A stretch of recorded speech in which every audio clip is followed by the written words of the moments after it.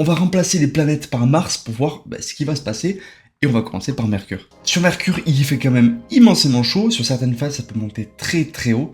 Donc on va voir ce qui se passe si on met Mars à la place de Mercure, planète la plus proche du Soleil. Donc vous le savez, on pose le Soleil et on va y rajouter Mars. On dirait pas comme ça, mais c'est assez loin, on est quand même sur 0,39 unités astronomiques.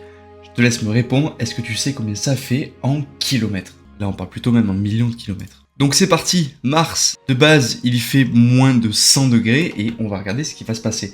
Déjà on remarque la première chose, c'est que l'atmosphère est carrément soufflée. Ça on l'a vu dans la précédente vidéo, c'est à cause du manque de champ magnétique et ça pose un gros problème. À quoi va ressembler Mars autour du Soleil aussi proche?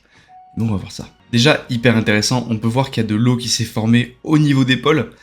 Et j'ai l'impression que cette eau est déjà en train de s'évaporer. Il y fait presque 200 degrés à la surface de Mars en moyenne, donc les températures deviennent assez énormes. J'ai quand même l'impression que la situation s'est stabilisée, on est sur des moyennes à 184 degrés à la surface de Mars. Ce qui est intéressant c'est de regarder au niveau de l'équateur, ça peut monter jusqu'à plus de 200 degrés, et on est quand même à 100 degrés au niveau des pôles, donc c'est clair qu'il y fait assez chaud.